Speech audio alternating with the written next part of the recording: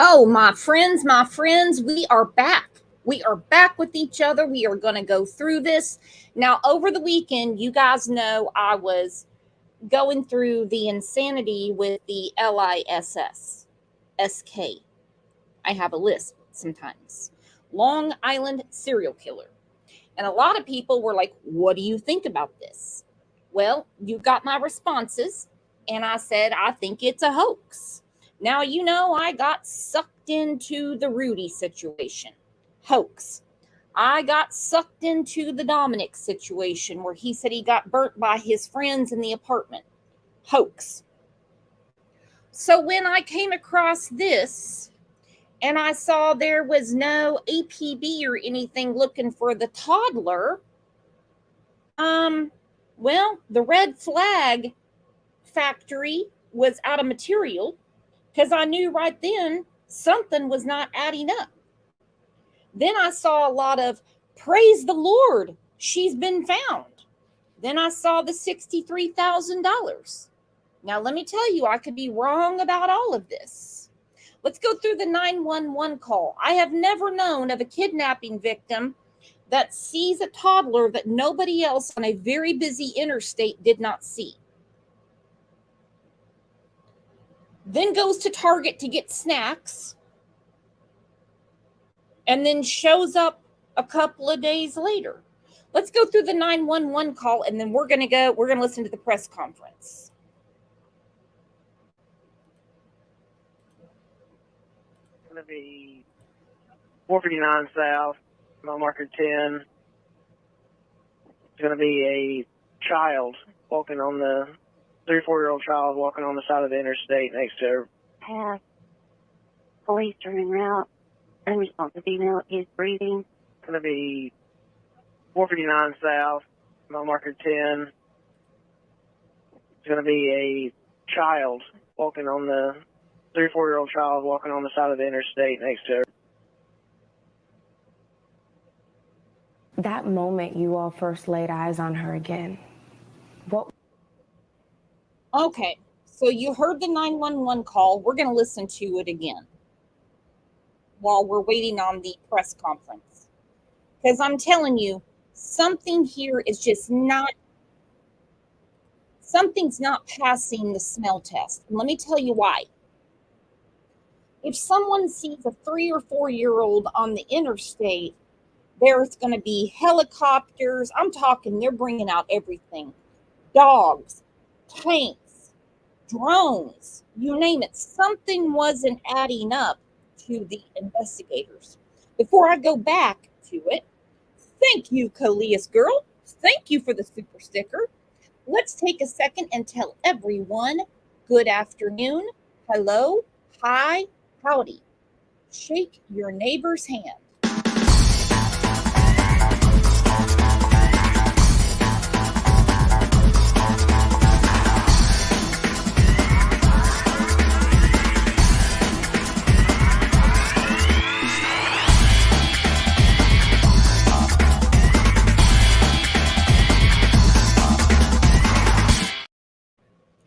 There was absolutely no break in the traffic. None. Nobody stopped except for her. Not one person except for her. Then we hear from the brother that turns out not to be her brother. Now, mark my words, my friends, we're going to have to hear about mental illness.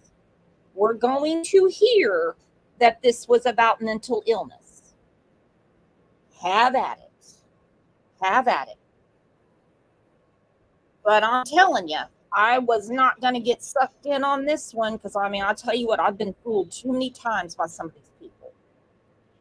Pat Gordon said, why didn't other vehicles stop for a small child on the side of the road? Makes no sense. Because all of the other cars did not see a child. The police said today there's no evidence of a child. Now, my question is, and I want everyone to put your thoughts in the chat. This is a live chat, so give me a break. Mistakes happen. What snacks would you pick up from Target before getting kidnapped? Let me know. I'm a chocolate pretzel type of girl. I'm a chocolate pretzel girl, and I'm not gonna lie, I like my Cheetos, I like my Funyuns. Here we go.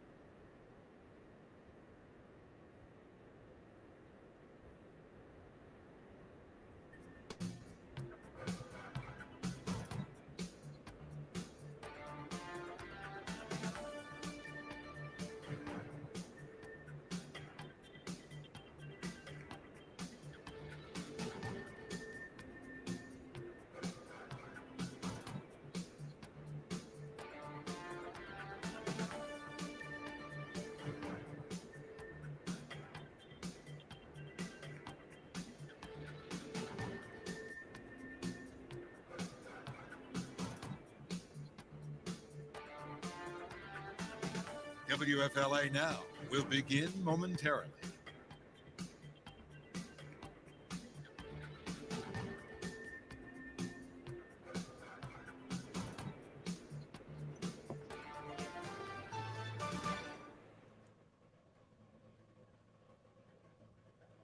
Live on WFLA Now, this is Hey JB.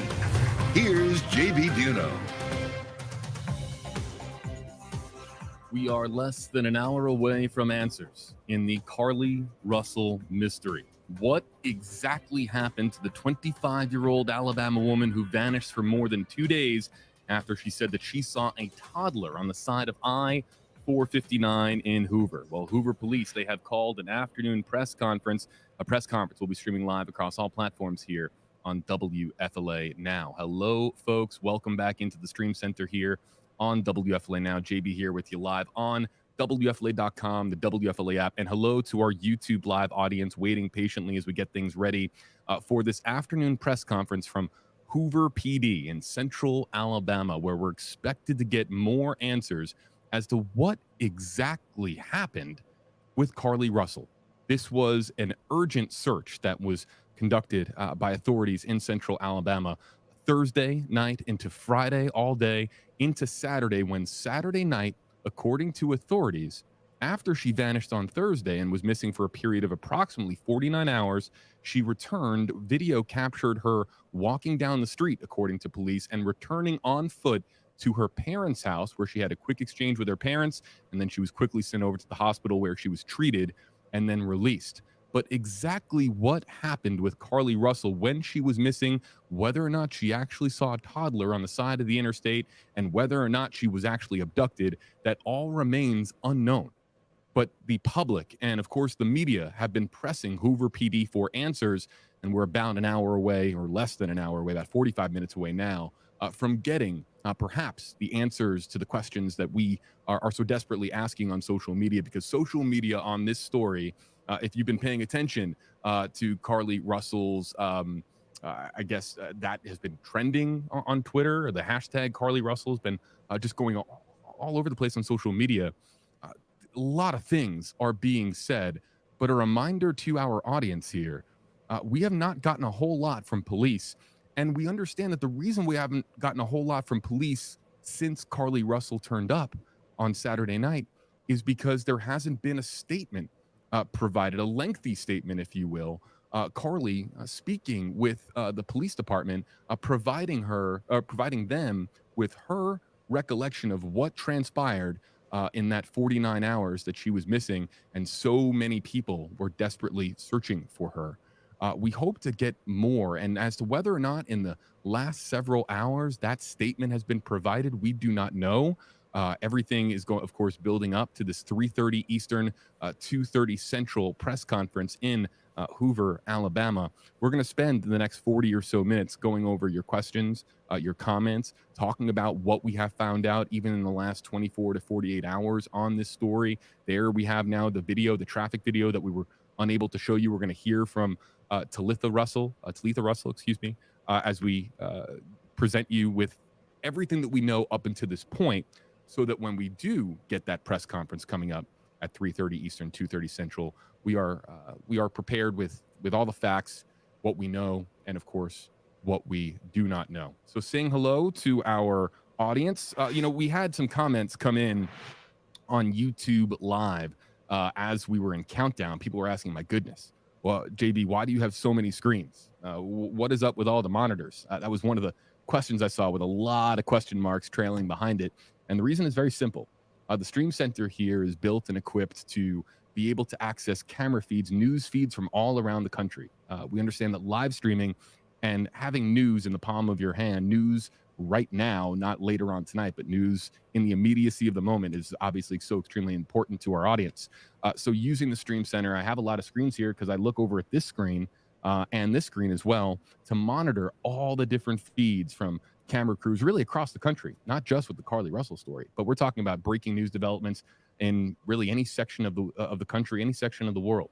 So the press conference itself has not actually begun, obviously, but the feed itself has not yet become available. So what will happen is, of course, I will hit the touch screen here when the feed becomes available, and then we are live to share that press conference with you. We have taken precaution to ensure that if there is questionable quality with that feed, we have backup feeds in place. We're going to make sure that the highest quality press conference live stream feed is available to you here, wherever you're watching from right now on WFLA Now. So saying hi to Stephanie, saying hi to Wanda, Dory Bells, Virgil, Moonwalker, and some other very colorful usernames on YouTube Live. We're going to start to take your hashtag HeyJB questions and comments. If you haven't been with us on stream before, here's how this works. You see the hashtag on the white stripe underneath my name down here. It says hashtag HeyJB. You see it also in the bottom left-hand corner of your screen. If you use that hashtag here in the Stream Center, I have the ability to go to this screen here, and I can see comments like this one from VSale, hashtag HeyJB. Is there a search ongoing for the possibly endangered toddler? And we'll get into questions like this. And No, there's not. So JB, I kind of miss Walt. Remember Walt from the Gabby Petito days? We've been together a long time, my friends. Hashtag Hey Walt, hashtag Hey JB. Police already said there's no toddler. This is a very, very, very busy interstate. Very busy interstate. I'm going to take this down and I'm going to put up the latest release from the police, and then we'll get back to JB. Carlee has given detectives her statement so that they can continue to pursue her abductor. Do you believe that there's an abductor still out there? Absolutely. Absolutely. And that is the question we've been reaching out to Hoover Police to answer for us, if they are still looking for a suspected kidnapper. Today, we could be getting those questions answered. A news conference is expected from Hoover Police this afternoon. And Maddie is joining us now again. And Maddie, investigators have shared this updated timeline of what happened in the moments just before Carlee Russell vanished. That's right, Carla and Jarvis. We are getting a clearer picture of Carlee's movements after she left work Thursday night. Police now telling us upon leaving the Colonnade where she picked up dinner, she then made a trip to Target on Highway 280 to buy snack foods. But authorities say those snacks were never found in her car. Then, okay, so she goes to Target to buy snacks. Or as I call it when I talk to OJ, snacky snacks. So she goes to Target to get snacky snacks, but she takes them with her, but she leaves her wig and other things behind. How does this make sense? after leaving Target while driving on I-459, that's when she reported seeing a toddler walking next to the interstate. However, police have not been able to find any evidence of a toddler, including any additional phone calls. Another new detail we are learning, detectives now say they have video of Carlee walking on the sidewalk in her neighborhood alone Saturday night before showing back up at her home. And while medics were dispatched to an unresponsive but breathing person, authorities say Carlee was conscious and speaking when they arrived. Damn right. She went to the motel probably to meet a boyfriend and was holed up in the no-tell motel for a couple of days, eating her snacks from Target. Come on. Come on. I'm probably making a fool out of myself because God only knows what the police are going to say. But none of this has ever made sense to me. That's the reason I didn't get into it. As for what happened during the 49 hours Carlee was missing, police say they are still trying to figure that out. Carla and Jarvis. Great, thanks, Maddie. And we're also learning more about the moments before Carlee Russell found her way to her parents' house over the weekend. Now, dispatchers were originally told that she found her way. She lives with them. She drives a very nice Mercedes. She has a good job. Sounds to me like she just kind of went on a sojourn. And in the meantime, made $63K. OJ, quit. That's mine. Quit. She was unresponsive. Take a listen. Police are en route. Take a listen. Police are en route. Unresponsive female is breathing. 30-23, be advised, we've got a large crowd out here in the street. All units, be advised, who are doing traffic, unless they have on their ID that address for that street, do not let them through. According to another 911 call, the family responded to the Red Roof Inn in Vestavia just hours before Russell returned home, saying they had gotten a call that she was at one of the other locations. Now, in terms of what happened to Carlee Russell during the time that she went missing, her parents said that they can't talk about anything related to the case itself. Yeah, Hoover police say they are combing through numerous pieces of evidence. Oh, yeah, they are. They have to, because they're getting tons of phone calls. Tons of phone calls. You're 25. You're 25. You have a job. You have a Mercedes. You name it. If you want to go hang out with your new boo, go do it. You don't have to claim there's some random toddler. And hell, if she's seeing things, that's not my problem, and it's not any of yours either. This mental illness shit needs to stop. That's between her and a doctor, because the law is the law. Let's see if it has started. So in that interview, and here it is, if Carlee Russell was abducted, then why hasn't there been a back and forth communication between the Russell family and between police to catch her abductor? If somebody abducted a woman on the side of I-459 at 9:30 at night, if there was an abduction that actually did in fact take place, then where is this urgency to communicate with Carlee Russell, with the Russell family, to find the person responsible for it? Again, the last update that we had from police had not received a statement from Carlee Russell other than the very brief interaction that police had with Carlee Russell before she was transported to the hospital. To our understanding, there has not been a constant flow of communication. There really hasn't been a primary statement, if you will, a question and answer session between investigators and Carlee since that Thursday night and since Saturday night when she returned home on foot. So, and then of course, my second question is, of course, the abduction itself, and if an abduction occurred, if Carlee Russell saw a toddler, then where's the toddler? That's my second, obviously, biggest question. And look, there's a lot of questions being asked right now on social media in regards to whether or not Carlee Russell did in fact get abducted and whether or not she did in fact see a child on the side of the road. These are major questions, but grateful that I can get at least some context here, some answers from my friend Jennifer Coffendoffer, who just came into the WFLA Now Zoom room. Jennifer, hey there. Oh, Welcome. hell no. How's it going, JB? Thanks for having me. I'm good, my friend. How are you hanging in? You all right? I'm doing great. I'm doing great. Good to have you back on stream. You've been following this story. I was just asking the two biggest questions of all to me. We're about to get to #HeyJB, and we can now introduce #HeyJennifer interactively into our comment section. I'll start to look for these questions coming in now on YouTube Live, Jennifer. But I want to again bring up the fact: was there an abduction? Where is this urgent search for, the abduction suspect? And what happened to the toddler? Was there a toddler?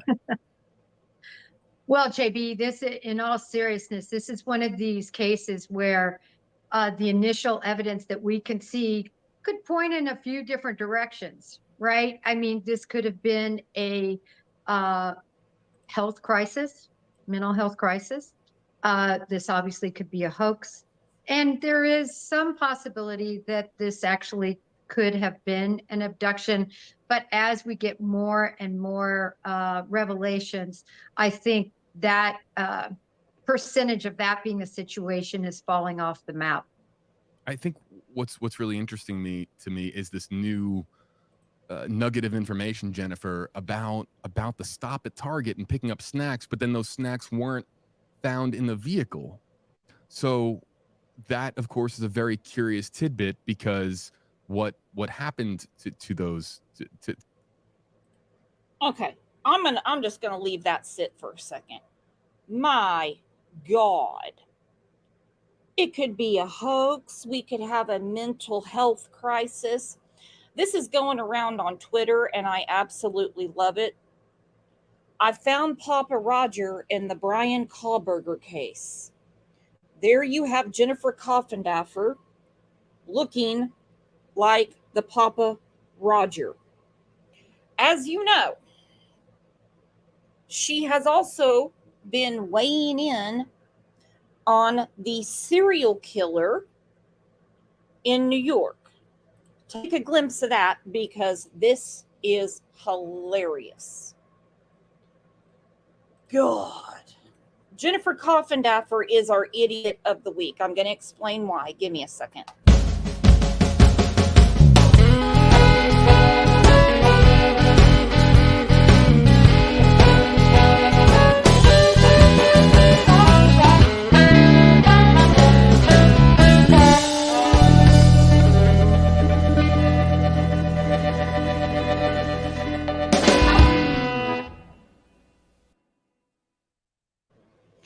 Okay, a couple of days ago, I need an idiot of the day. My God. Jennifer Coffindaffer is talking about the serial killer in Long Island, Suffolk County. She says, hazmat suits worn and a refrigerator seized? Question mark. What all was Rex Heuermann capable of? These are clues. These are clues. What? Seriously? Federal agents at the suspect's home removing things? And she says, these are clues. Everyone, let's do a round of applause for our idiot of the week, Jennifer Coffindaffer.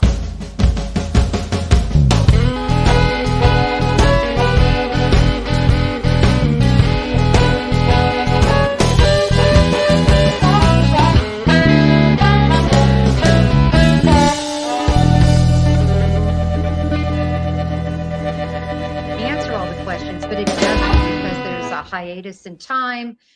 There's a car seen at 9:04 with his blinker on in the right-hand lane as if to go onto the shoulder. There's some movement and things that happened way before the scene, and we don't really have what happened well after the initial pullover. It's interesting that she pulled over at a specific mile marker, although supposedly the description of where the toddler was further up the street. Again, no one sees the toddler but her. That's an issue. And of course, we have no missing toddler that we know about from law enforcement. The time is now 3:00 Eastern. Welcome into the Stream Center here, folks, on WFLA Now with retired FBI agent, law enforcement analyst, friend of News Nation and WFLA Now, Jennifer Coffindaffer, joining us here on stream. We're about half an hour away from that Hoover press conference. I'm keeping my eye. Comments on the left. When I'm looking this way, it's because I'm looking for comments. On the right, it's because I'm looking for any active feeds of the room where this press conference is going to be coming in, because we're going to be switching to it here as soon as it comes up in our feeds. I want to start to get to some of the questions and the comments that are coming in. You can use hashtag HeyJennifer. You can use hashtag HeyJB. Shauna wants to know, for both of us, do you find anything odd about the parents' interviews? And let's remind that Carlee Russell's family has been very, and look, when we have missing persons cases, Jennifer, you know this, I know this, sometimes parents are work very, very visible and very, very public. Other times, I can tell you right now, her dad isn't buying it. While we're killing time waiting on the press conference, because I had my time zones all confused, let's listen to what Dr. Grande says about this. Dr. Grande. Today's question is, can I analyze the case of Carlee Russell? Just a reminder, I'm not diagnosing anybody in this video, only speculating about what could be happening in a situation like this. If you enjoyed this video, please like it, subscribe to my channel, and consider supporting me on Patreon. I will put the link to Patreon in the description for this video.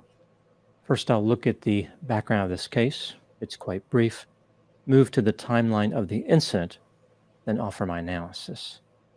In 2023, 25-year-old Carlee Nicole Russell was a nursing student who lived with her parents in Hoover, Alabama. She went by the name Carlee.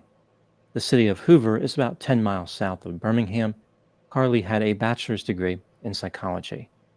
Now moving to the timeline of the incident. On Thursday, July 13, 2023, at about 8:20 p.m., Carlee Russell left her part-time job at the Woodhouse Day Spa in Birmingham. She stopped at a Mediterranean cafe about 4 miles away to pick up food for herself and for her mother. Carlee departed for home at around 9 p.m. in her red Mercedes-Benz. She was driving south on Interstate 459. At 9:34 p.m., she pulled over near mile marker 11, right before exit 10, and called 911 to report a boy walking alone on the side of the interstate. She said the boy was about 3 or 4 years old and wearing a white t-shirt and a diaper. Carlee's 911 call was the only one received reporting a child on the interstate. This is very important. This is very important, my friends, because if there's a child on the interstate, traffic would have stopped immediately. People would have been on their phones. Everyone carries a phone, and they would have been calling 911, come out and help this child.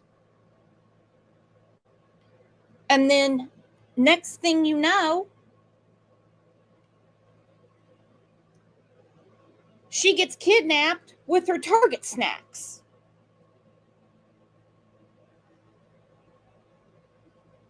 How does that happen? Somebody would have stopped way before her. This is a lie. It's a lie. Despite the presence of many other vehicles on the roadway during this time. 2 minutes later, at about 9:36 p.m., Carlee called her brother's girlfriend and stopped to check on the boy. According to Carlee's mother, the brother's girlfriend heard Carlee say, "Are you okay?" Presumably, the question was directed at the boy on the side of the interstate. The brother's girlfriend did not hear a response from the boy. Moments later, she heard Carlee screaming, followed by the sound of traffic on the interstate. The police arrived on the scene within 5 minutes, but could not find Carlee or the child. Carlee's Mercedes-Benz was on the shoulder of the interstate. The engine was running and the door was open. Presumably, they were referring to the driver's side door. Carlee's cell phone, hat, and wig were on the ground. Her purse was found inside her vehicle. The police desperately searched for Carlee without success as the case gained national attention. There was a traffic surveillance camera on Interstate 459 where Carlee stopped her vehicle. This camera captured Carlee's Mercedes-Benz pulling onto the shoulder of the interstate on the southbound side. The hazard lights of her vehicle were activated. Carlee's vehicle appeared to travel for several hundred feet on the shoulder before coming to a stop. She can be seen exiting the driver's side of her vehicle and walking around the back to the passenger side. Eventually, the police can be observed arriving at the scene. During the portion of the video that has been released, only Carlee can be seen by her vehicle. There is no child, there is no other vehicle, there is no kidnapper, no one else is there. There's a lot of traffic, but nobody else stopped. Again, Carlee reported seeing a child on the interstate, so he should have been there when she was pulling over. The police received a tip about a gray car and a man standing outside of Carlee's vehicle during the time of the incident, but they disregarded that tip because it did not match what had been captured on the video. On Saturday, July 15, 2023, 2 days after Carlee went missing, her family called the police during the evening and told them that Carlee had called them. Carlee stated that she was at the Red Roof Inn on Montgomery Highway in Birmingham, Alabama. It's not exactly clear what happened, but Carlee was not found there when people went looking for her. At about 10:44 p.m., Carlee arrived to her family's home. Evidently, she made her way there on foot. She was transported to a hospital. Carlee was treated and released. She made a statement to the police, but they have not disclosed what she said. I have a feeling she got picked up on the side of the interstate, or she walked somewhere to get picked up, went to the Red Roof Inn with her snacks, and then got dropped off at the end of her parents' street. I could be wrong, but I don't know. None of it is making sense. $63,000 was raised.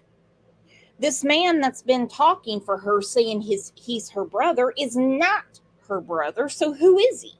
Does anyone know?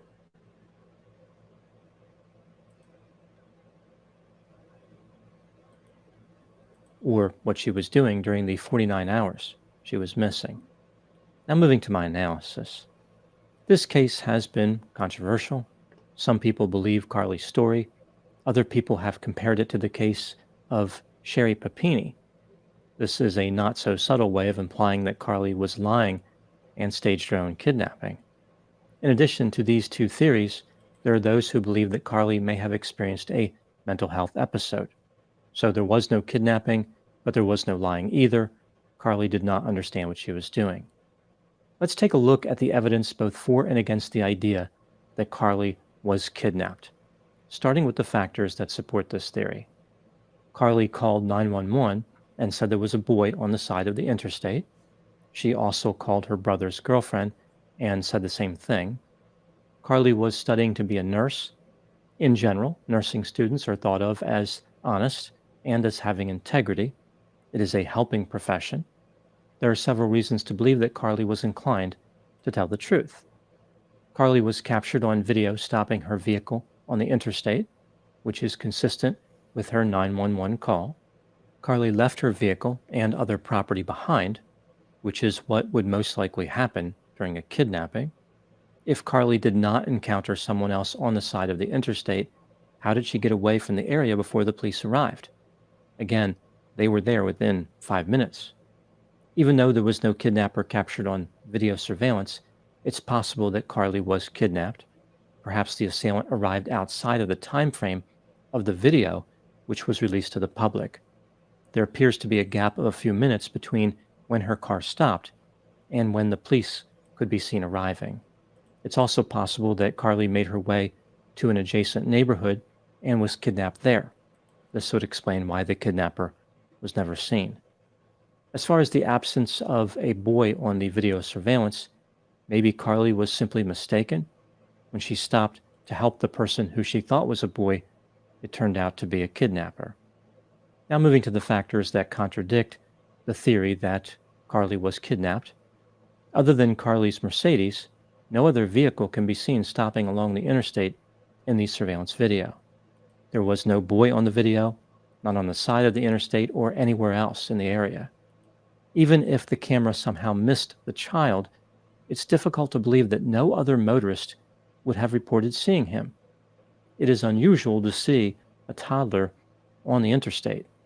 Most people would pay attention to that and think to themselves, they should call someone. Out of the myriad drivers and passengers passing by, Carlee was the only person to see the boy.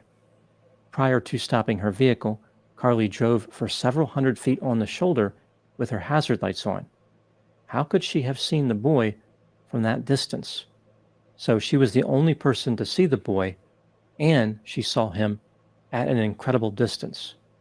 Carlee exited her vehicle and was presumably interacting with a boy who was not actually there. In addition to no one else calling 911 about a boy along the interstate, there was no report about a missing child in the area. The location where Carlee stopped along the interstate just happened to be near a neighborhood and near an exit. This would be a good place to meet with somebody if one was perpetrating a hoax and wanted to get away quickly. It is very unusual for a kidnapper to use a child to lure a victim. If a kidnapper was going to do this, presumably they would have been targeting a female old enough to drive. How would the kidnapper have known that a female driver alone in a vehicle would be the one who stopped? It could have been a police officer who stopped, or multiple people could have stopped. There were many ways for this boy along the interstate tactic to fail. It would almost certainly have failed. The report. Okay, I have a question for the nurses in here. How is her nursing career going to go? If it turns out at this press conference, and you know, she might not say anything. They may not say anything. I mean, is she going to get kicked out of school? Will she ever be able to get a nursing job? I understand there's a clutch in society. All you have to do is claim mental illness and all is forgiven. It is a weird thing. I don't get it. To me, a crime is a crime. Just Me said, I thought she flunked out. I heard that too, and she hid it from her mother. She was hiding this from her mother. I think we have a situation with the mom. Because she's not a nurse yet.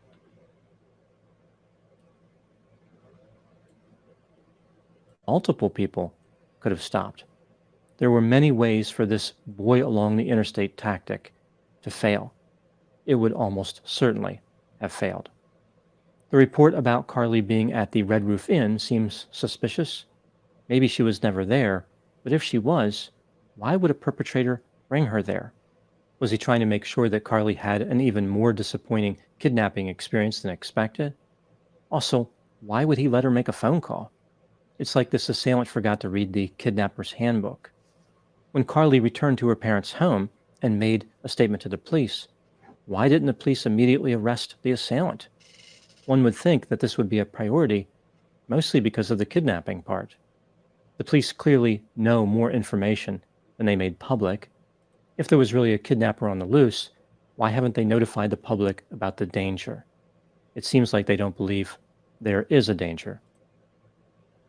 And I know he's very monotone. I get that. He doesn't have a lot of excitement in his voice like me. He needs a southern accent. Could you imagine Dr. Grande if he was from Texas? I mean, she was getting her nails done and stuff. Slim said, is there a kidnapping for dummies? That's what I'm wondering. But he's exactly right. Listen to that again.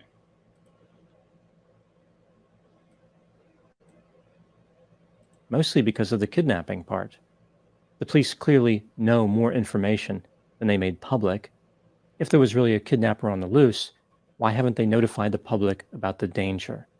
It seems like they don't believe there is a danger to the public. When considering all the evidence. Okay, that's what got me about this. That's what got me about this. If there is truly a toddler on the interstate and a woman is kidnapped out of her car, it would have been all hands on deck. But they didn't seem to treat it that way because, well, investigators have tools that we do not have. We don't have these tools. That's why when people think they're going to solve the case, I'm like, what in the world is going on? Why do you think you have more information than the authorities? Brian said, Brooks is always hard on me. No way, my friend. I love you to death. But there would be a public panic. You've got a toddler on the interstate, and a woman and her Target snacks were abducted. Available at the time I'm making this video. Do I think that Carlee Russell was kidnapped? No, I do not believe that she was kidnapped. If she really was abducted, her experience represents one of the most incredible and unlikely kidnappings that has ever occurred. It is worth noting that even though I think that Carlee was never kidnapped, this doesn't necessarily mean that she was lying. As I talked about before, she may have been suffering from some type of mental health episode. This would also explain why the police have been so careful about releasing information. Maybe they don't want to accuse her of anything because they're not certain that she knew what she was doing. Carlee's mother made a statement during an interview that I found to be curious. She suggested that during the incident, Carlee had been mentally fighting for her life. Now, she also mentioned physical fighting, but this is still an unusual thing to say under the circumstances. Perhaps there was a kidnapping. Carlee's mind was the victim, and a mental health condition was the perpetrator. There is no way to know for certain. If this was a mental health episode, I don't think that any charges should be filed. This should really be dealt with by mental health counselors. One could argue that Carlee has suffered enough. She was away from home for 2 days. She is now the object of an incredible amount of scrutiny, and she may have spent time at a Red Roof Inn. It seems clear that more information. Well, I tell you what, if you spend time at a Red Roof Inn, you might have a problem. Have you guys been to a Red Roof Inn? Don't get me wrong, there are some that are very nice, but there are some that are an experiment in terror. Dr. Grande just said, and she spent some time at a Red Roof Inn. I think we can put this together. Let's look at what her parents said. I know most of you have seen this. I'm going to go through it with you again before the press conference. The mom is one thing. It seems like the mom is the keeper of the family, okay? The dad doesn't seem to be buying it.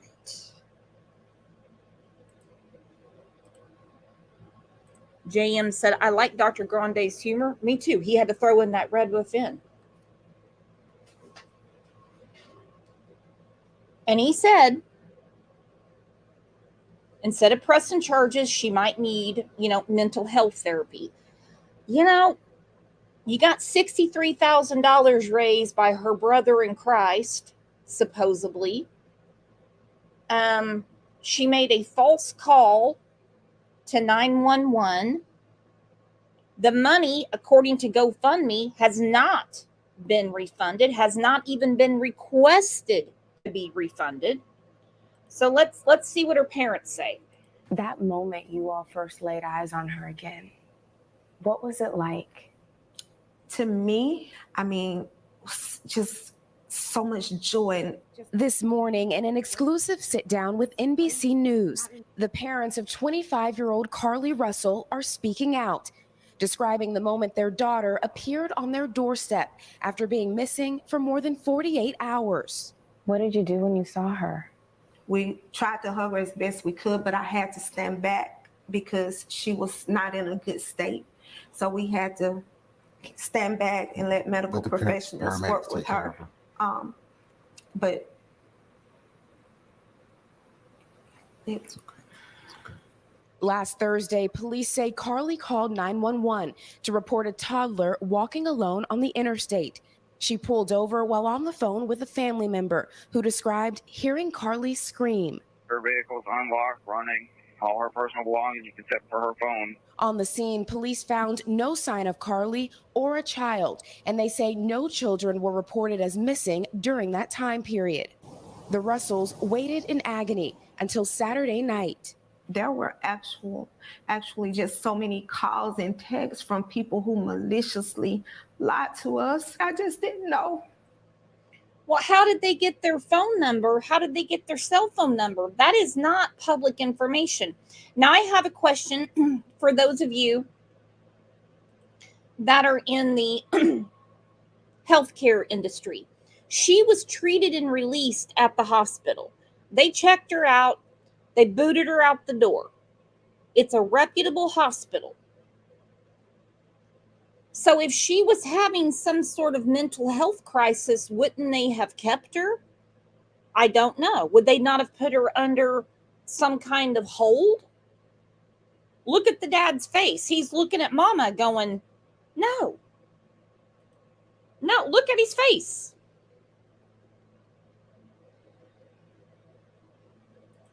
They released her. Jinbug said yes for evaluation. Angel said no apparent physical injuries. And if they deem you a danger to yourself or others, you have no choice. You don't get to say, hey, I'm not crazy. I'm not crazy. I'm not having any sort of, and I don't mean that anybody with a mental illness or having a breakdown is crazy. But you would say, they would just tell you, no. Look at the dad. He's looking at mom. Like, what the hell are you doing to me? I'm on the freaking Today Show. What are you doing? This is ridiculous. People could be so evil. Authorities have not indicated where Carlee was during the 48 hours she was missing or what happened. Her parents declined to share what their daughter told them, citing the ongoing investigation. And can you tell me what happened Saturday night? Did you just get a knock at the door? Anything leading to the case itself, we can't discuss that. But they say speculation about the circumstances surrounding Carlee's disappearance are only making things worse. Okay, I just got a text from someone who can't be in chat, but they're listening, and said, if they deem you, you're having an episode, you have no choice. You have no choice. But they just released her. From what I'm understanding, she didn't even get an IV. Nothing. They checked her out. They took her blood pressure, looked at her ears, and sent her ass home. Scooted her right out the damn door. She's having to deal with the trauma of people just making completely false allegations about her. Her family now urging the public to let the investigation play out, but mentioning an abductor. Her mother asking to read a brief message to the public. Carlee has given detectives her statement so that they can continue to pursue her abductor. Do you believe that there's an abductor still out there? Absolutely. Absolutely. NBC News has reached out to the Hoover Police Department to ask whether they're looking for an individual involved. Police have just said they're following up on all information provided by Carlee. And when I talked to you all on Saturday, you also said your daughter is a fighter and she would find a way back to you. I felt that in my heart. Is that what happened? She did. She found her way back to us. However, we can't discuss the details of that. But they say one thing is clear. Do you believe she was fighting for her life? Oh, she definitely fought for her life. There were moments when she physically had to fight for her life, and there were moments when she had to mentally fight for her life. But she made it back to you. She made it back. Yeah, she did make it back. All right, Priscilla, so investigators are obviously busy on this case. What are they looking into going forward? Yeah, Hoda, right now they're analyzing that initial 911 call and also that traffic cam video showing that car driving on the interstate very slowly with its flashers on, believed to be Carlee's car. And of course, they're looking at the evidence from the crime scene, including the car and her cell phone, which was found on the roadway nearby. Police say that they have been able to account for all of her steps leading up to her disappearance, but those 48 hours when she was gone still remain a mystery. Hoda? Yeah, leaving behind her phone, her pocketbook, and all those things. A lot of things that investigators are looking into. Priscilla, thank you. I want to hear the 911 call again. Let's listen to it again. Hang on.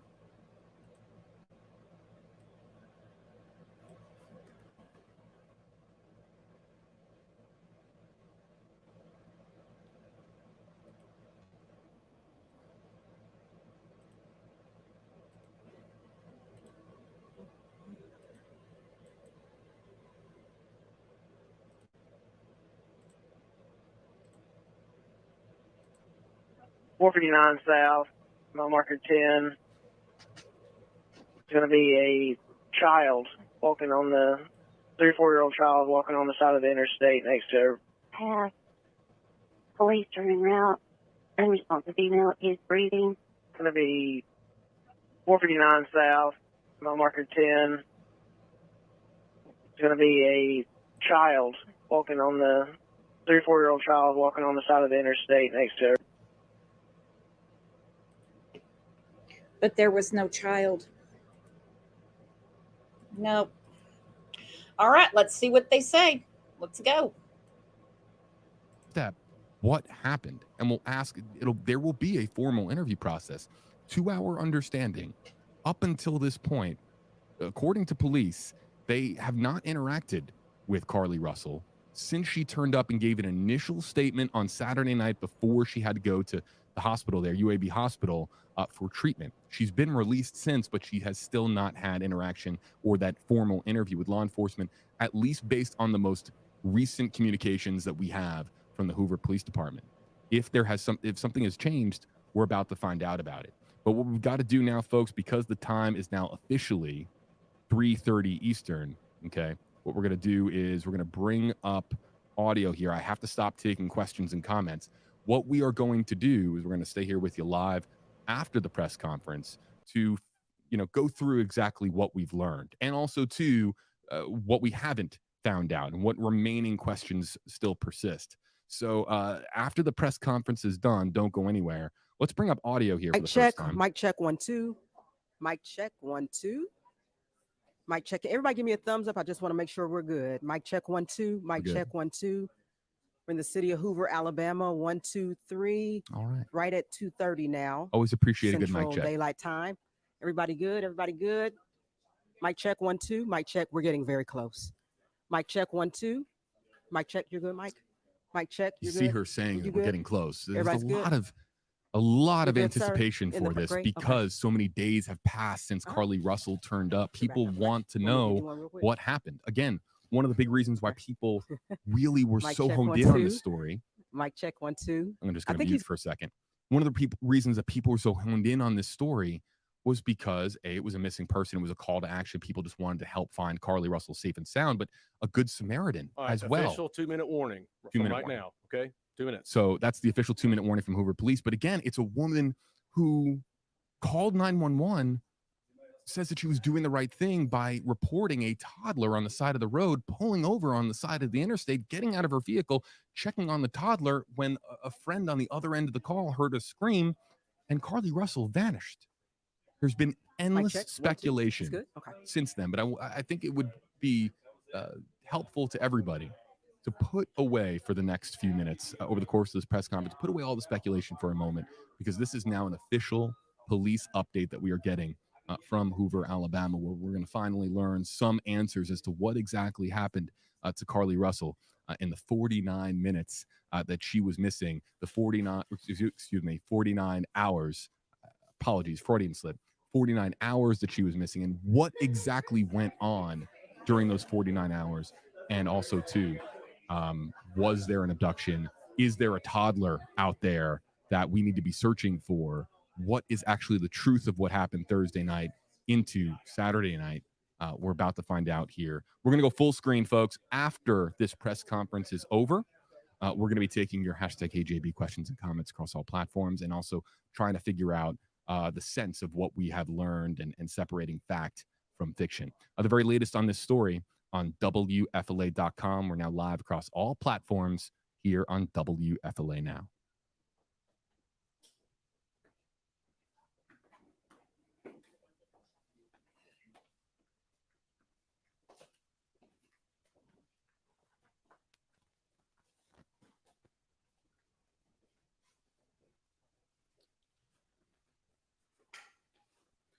All right.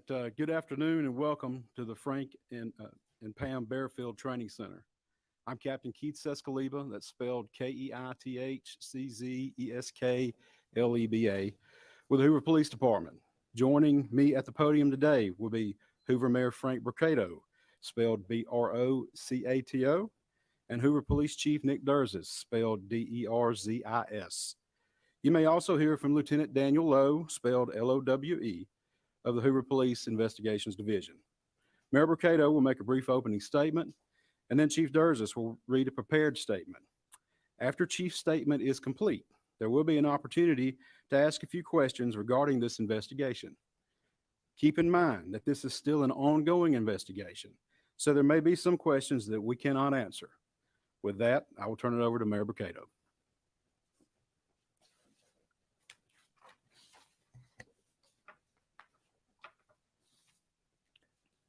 Thank you and good afternoon for you all coming today. You know, 6 days ago, our community learned about the disappearance of Carlee Russell, and it sent fear and pandemonium not just through our city, but the entire state and the nation as well. The media quickly joined us to get the word out about Carlee. Our community sprung into action, and they organized search parties, arranged prayer vigils, and they took other steps that I'm not even aware of to help in this situation. The Hoover Police Department quickly rallied multiple partner agencies, stopping at nothing to find Carlee. I'd like to take this time to say thank you first to the Hoover Police Department, our partner agencies, our wonderful community, and to all those that aided in some way in connection with this situation.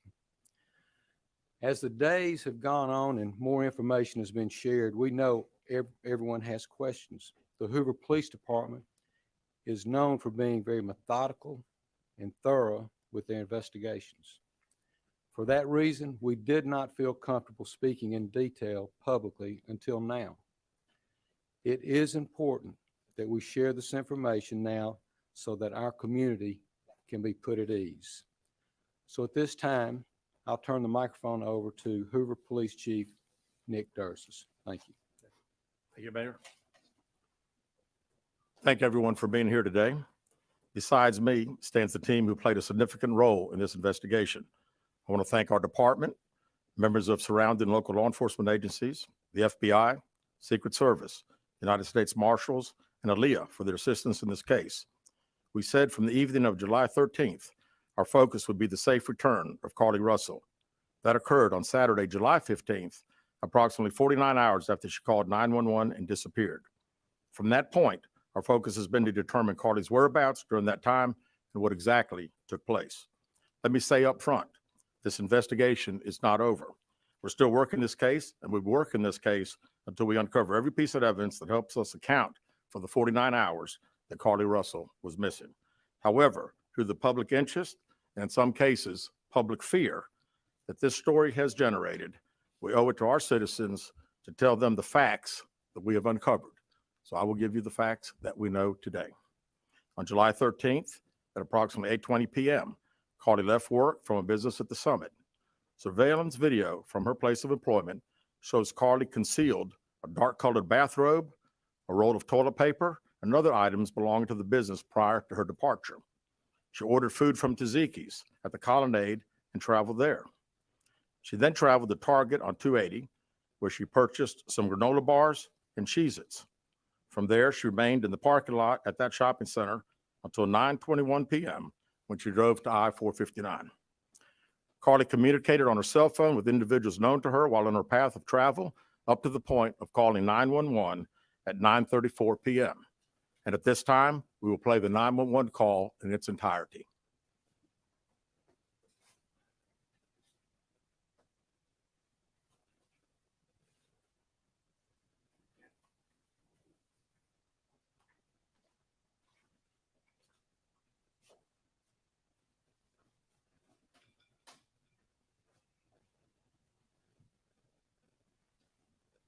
Hi, I am on Interstate 459, and there is a pig just walking by themselves. Oh, hold on. Where on Fulton are you? I'm right next to the exit 10 by the Hoover Med, like to get off by the Hoover Med. Okay, so you're before that exit? Yes. Okay, and were you headed southbound or northbound? Like towards Tuscaloosa or towards 280? Towards Tuscaloosa. Okay, and was the child on the left or right side? On the right side. Were they walking northbound or southbound? They're walking towards Tuscaloosa. Walking southbound. How old do they look? Like a toddler, like maybe like 3 or 4. Did you pull over with them? Are you still with them? Yes. Okay, are you with the child right now? No, I'm not. I didn't get out of the car. I can see them though. Do you mind staying and keeping an eye on them until we get there? Yeah, sure, yeah. Okay, what kind of car are you in? I'm in a red Mercedes-Benz. Is it a sedan or SUV? SUV. I mean, it's a sedan. Sorry. Can you put your hazards on for me? Yeah, they're on. Okay. Did you talk to the child at all, or did you say anything to them? No. Okay. No. Do they look like they're injured? No, they don't. Are they white, black, Hispanic, or Asian? They're white. Okay. Is it male or female? I think it's a boy, a little boy. White male? Okay. So is he wearing clothes? Yes. Okay. What is he wearing? It's a white t-shirt, and it doesn't look like he has any pants on. It looks like a diaper. And you don't see any cars anywhere? No, no cars anywhere.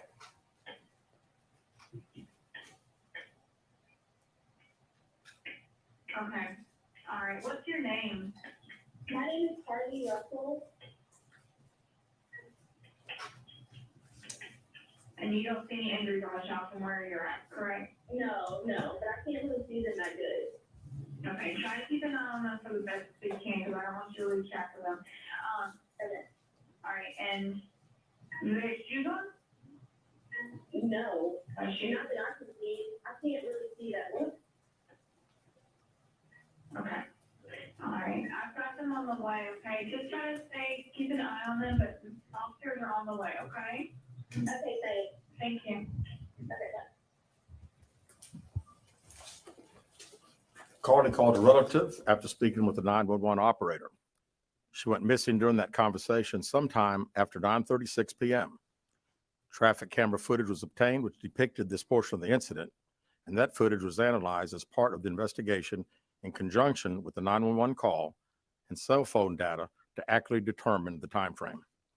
Carlee's 911 call remains the only report of a child on the interstate, despite numerous vehicles passing through the area at that time. No one has called to report that a child is missing, and the Hoover Police Department did not locate any evidence of a small child walking down the interstate.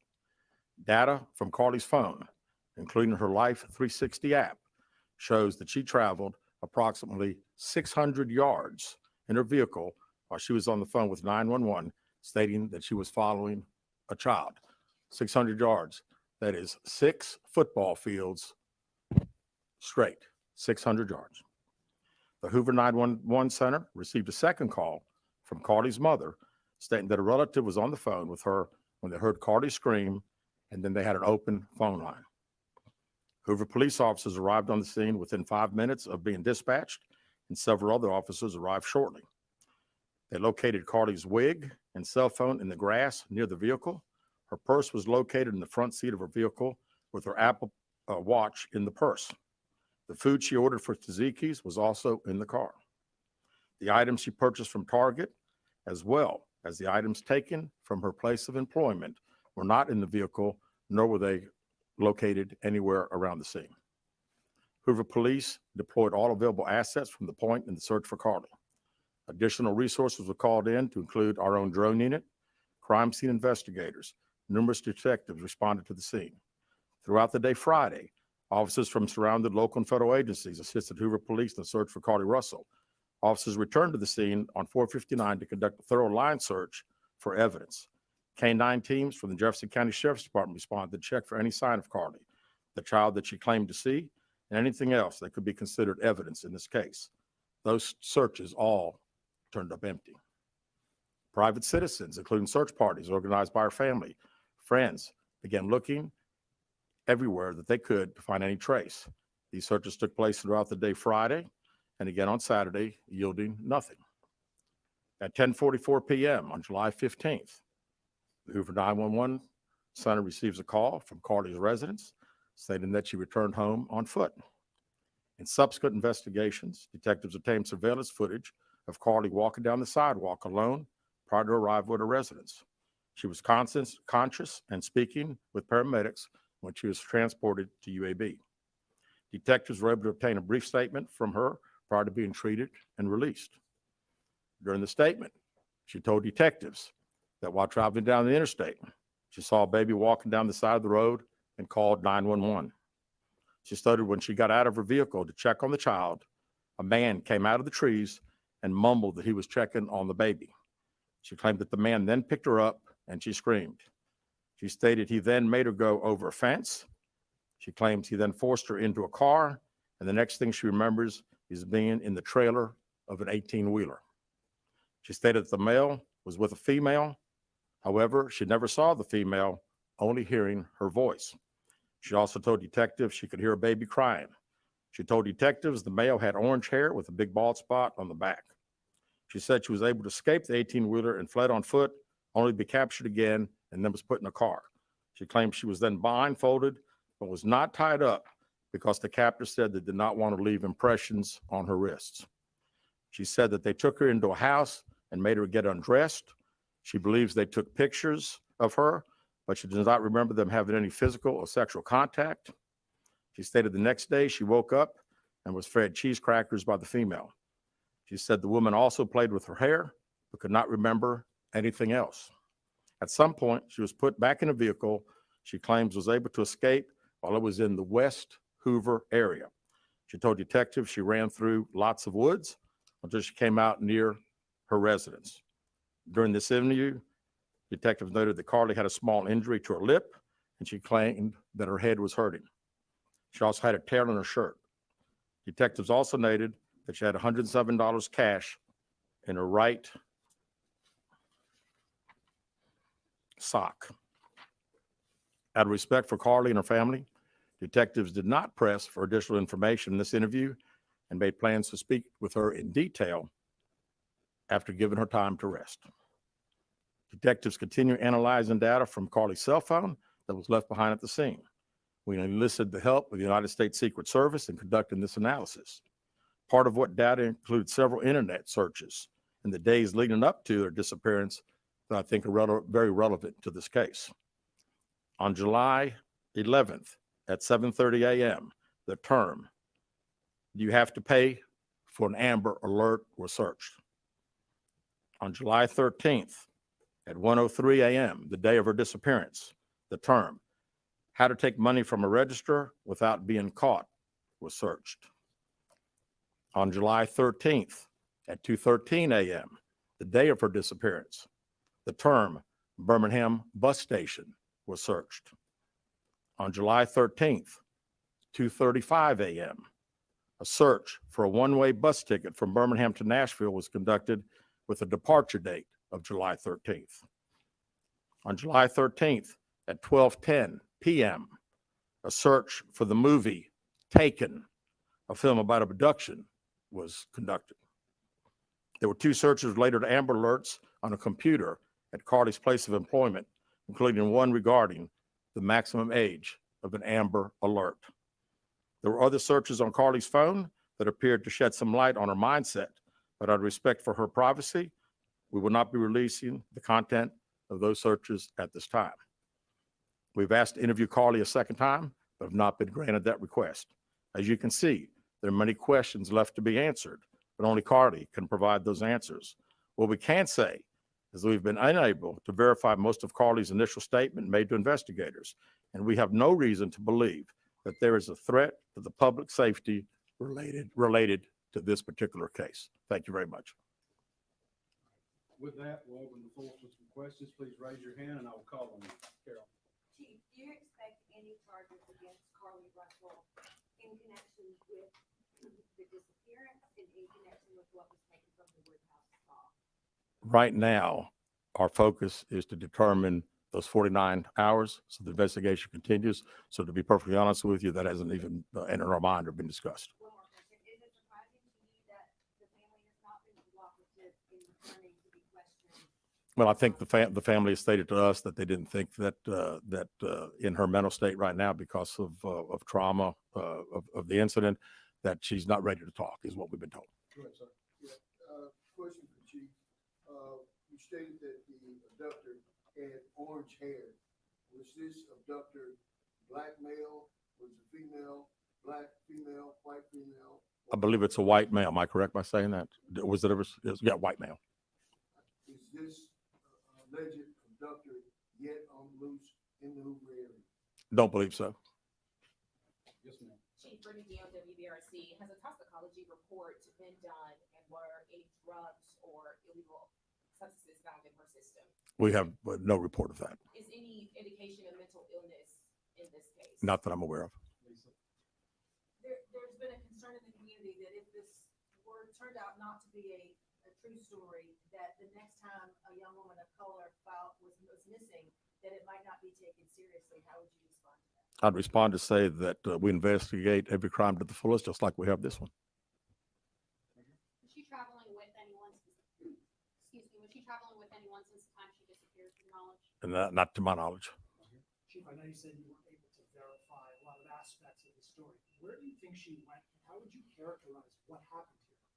You know, that's the $100 question. You know, we pretty much know exactly what took place from the time she left work until she got on the 911 call, and we can see getting out of the car on the interstate from that footage. And after that, I think she only knows. We don't know. Well, one quick follow-up. Her parents. Did you speak with Carlee's parents, and why do you think it is they were so adamant that there was an abductor?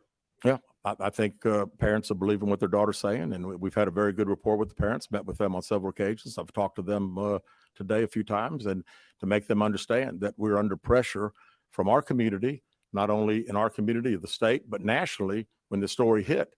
And I just wanted them to understand that today we were going to have a press conference, and what we were going to detail today are facts. And everything that I've told you today is actual facts. It's not innuendos. It's not what I think. It's not what these detectives think. It is the factual information that we have.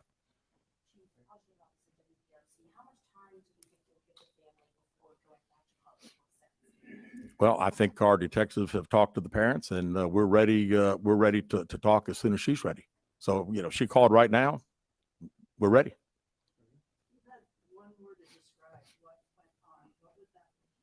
Ooh, how about unknown? You know, we know the facts that we have. Everything else is unknown at this time. What have the past few days been like for you, your department? This has been a stressful search, hasn't it? Well, absolutely. And again, the focus of the investigation that Thursday when she went missing, of course, the focus was to get Carlee home. That's what we want all. We wanted her safe and sound. And that's all happened. And then, of course, this has gotten to be not only a local state story, but a national story. So, you know, it is. It's a lot of stress on everyone in the Hoover Police Department, and the mayor, to every citizen here. We want to know the truth. As you stand here, are you frustrated? I wouldn't say I'm frustrated. I mean, I'm very happy that Carlee's home. That was the main ingredient here. And then we'll figure it out. I promise you that. We'll end up figuring it out. Any idea about the number of manpower hours or the expense of the drones and all the rest of the search that might cost the city and state and federal government? Yeah, we haven't had time to consider that, but it's you know, again, these detectives that are here, this is just a small group of people that have been associated with this case.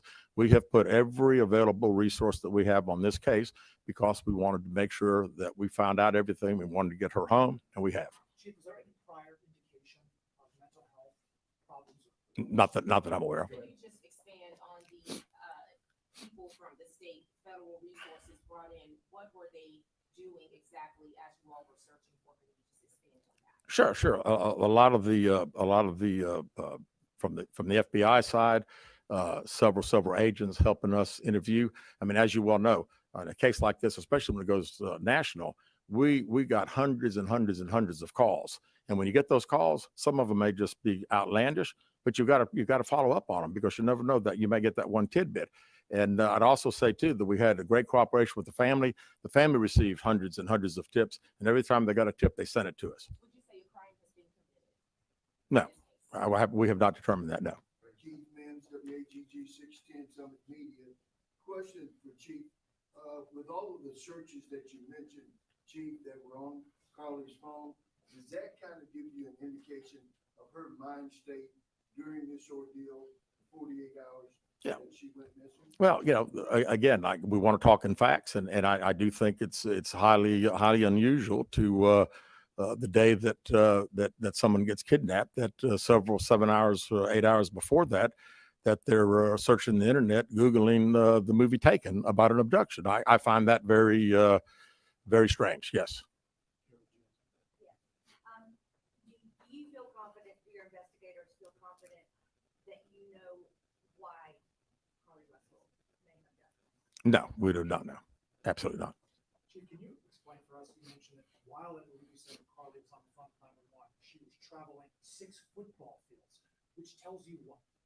Which tells me that I've had kids, and I'm sure a lot of people here have, and it's very, very, again, she said it, and I'm not saying it couldn't happen because I've always been one of these guys, never say never, but 6 football fields. I like athletics, I like football. 6 football fields. To think that a toddler, barefoot, that could be 3 or 4 years old, is going to travel 6 football fields without getting in the roadway, without crying, without any just moving down. It's just very hard for me to understand. Chief, have you used any technology to enhance that video from 459? And did you see a man grab her? We did not see, from what we can tell, we don't see anybody on the interstate other than her car and then someone getting out of her driver's side. We have sent that off to the FBI for enhancement. It has not been returned. Do you think in this case that charges will be forthcoming towards Carlee Russell? And how serious of a crime is it to not only fabricate a 911 call, but to lie to law enforcement during an investigation? Well, again, that's not something that we've been discussed since we're going through the still investigation. But people have to understand that when someone says something like this, we put every available resource. Everybody comes together from, like I say, state, local, federal. It's just a lot of work, and gentleman early said frustrated. I mean, it is a little frustrating to think that all this has been done and we can't find anything out. Did anyone see her calling in from the side of the road when she made that 911 call? No, not to my knowledge. All right, last question here. Is this investigation held up until you can speak once again, Carlee Russell? Well, there's a few things that we're still doing, but obviously we want to talk to Carlee as soon as we can and do an in-depth interview. And at that time, I think we'll have these investigators doing some other things. So that's all the questions we're going to answer today. We appreciate you guys coming, and we'll be following up with y'all later. Thank you so much. Thank you for your time, Chief. Thank you. Breaking news on WFLA Now. Here is JV Buno. Carlee Russell claims she was abducted by a man who emerged out of the woods along I-459 Thursday night, but missing items, a troubling Google search history.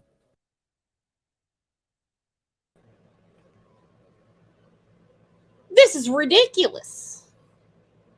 This is ridiculous. Does anybody want to grab the link and come up? I can't wrap my mind around this. Even OJ could make up a better story. C-Star said the ball is in your court, Carlee. Yeah, let me tell you something right now. People scream and yell about certain cases not being covered, particularly adults, particularly certain skin colors. I'm sorry, I'm saying it. And now here she is saying that a toddler ran away from her. Not one other person on the interstate stopped.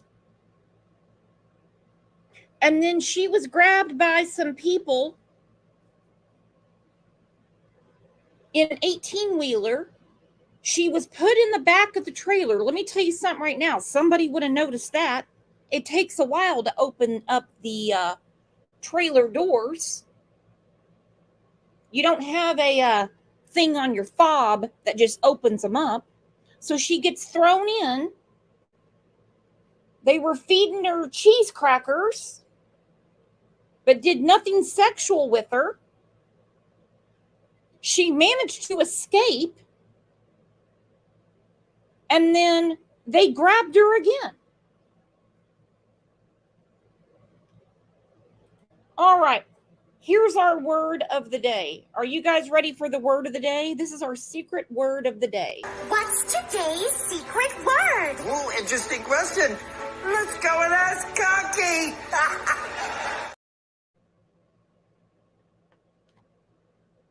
Scam. Scam.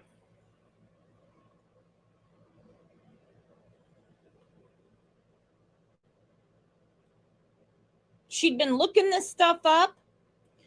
The person that was addressing everybody in the press conference was nicer than most people would be, because he knows that they are wasting resources on this. They already know what's going on. Dismiss. That's my alarm. This is ridiculous. Bathrobe, toilet paper, Red Roof Inn, Cheez-Its. Let me tell you something right now. 18-wheelers, in 2 days, she'd have been in New York, Wyoming, on the way to California. She wouldn't still be around there. And how the hell did she get away? It's ridiculous. Why would she Google the movie Taken? These Google searches get these people every time. Every single time. Slim says, Red Roof Inn have a continental breakfast? I do not know. Nicey, thank you. The 18-wheeler would be noticeable, particularly pulled over on the side of a very busy interstate, because the DOT would make sure to find out what was going on, because, well, it's a big rig. And it's a very busy interstate. They would see her getting her ass snatched and thrown in the back. Christina said, how hard is it to move a semi around neighborhoods? Almost impossible. They need a lot of room to move. They're like alligators, while cars are very, very, very, very fast sharks. No 18-wheeler did this. Ryan, thank you for the reminder. She escaped twice. Twice. Gotta be kidding me. Thank you, Magenta. Magenta said, I'm here, but going back to the beginning. Get ready, because your right sock is about to be knocked off.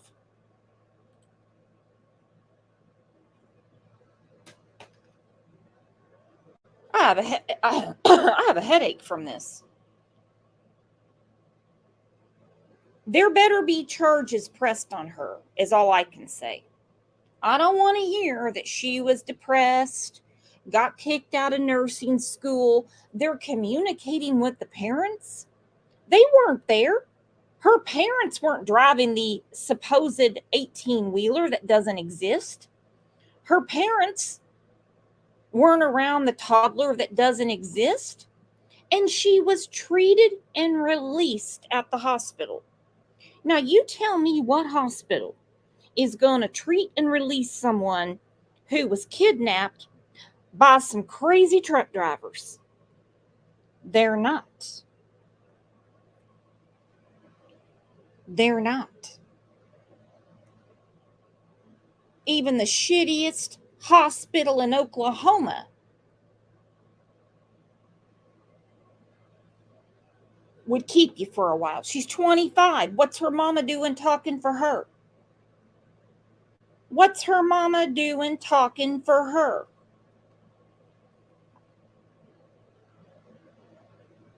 Thank you, Snazzy. You read my mind. Snazzy said, we scream and kick for children, receive Amber Alerts, and this chick gonna play the system?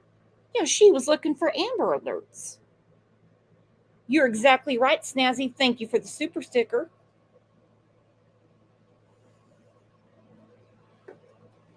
What has she been watching, the Rudy case?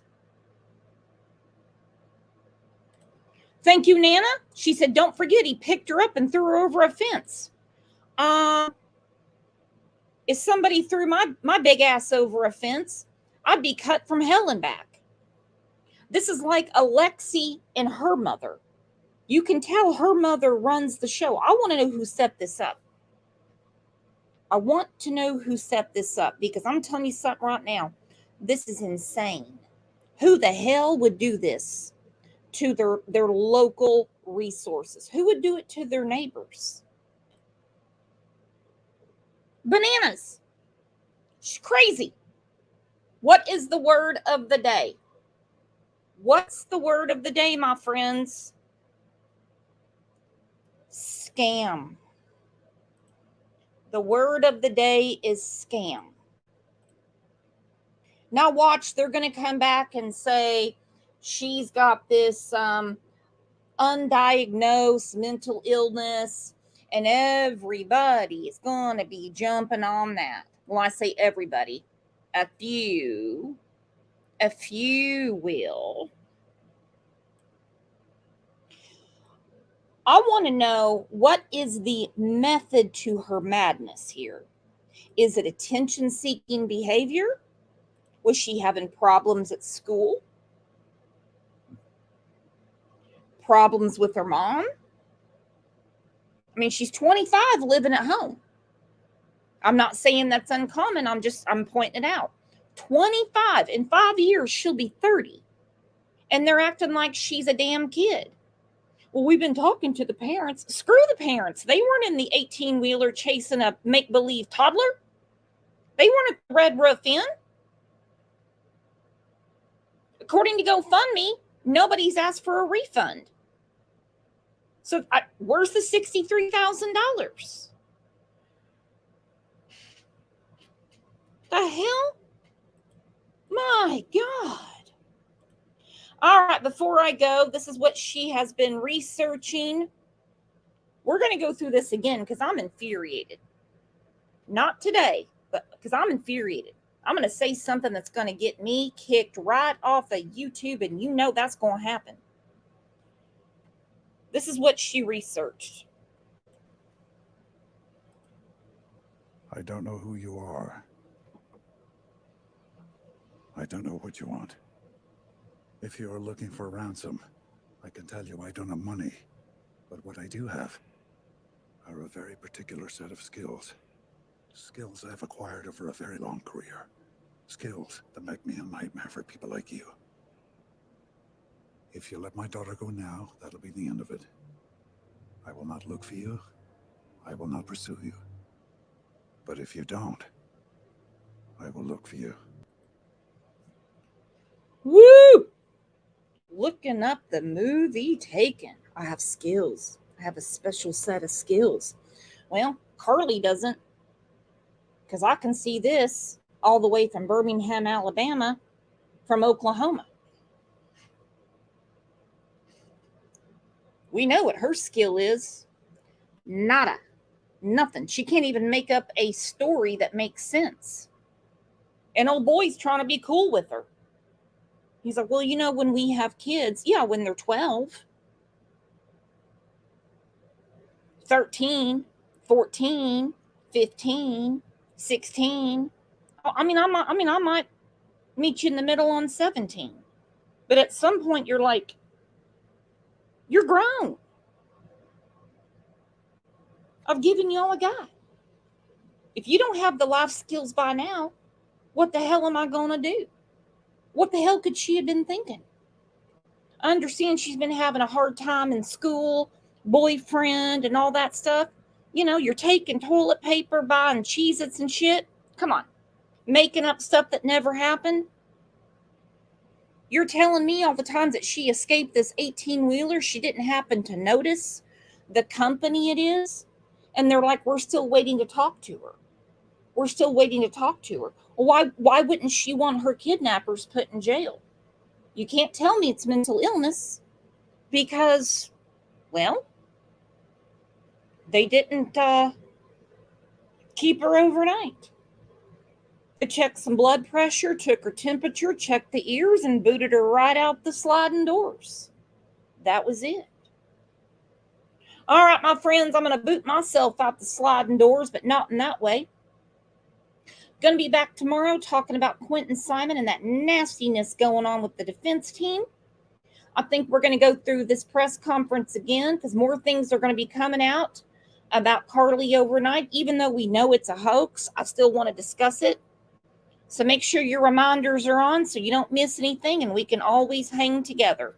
You guys have a great rest of your afternoon. Thank you for being here. Thank you for being my friends. Thank you for being the best community and the best chat on YouTube. And please watch those toddlers and 18-wheelers. I don't ever want to have to come after any of you. And nobody, do not buy any Cheez-Its tonight. See you tomorrow.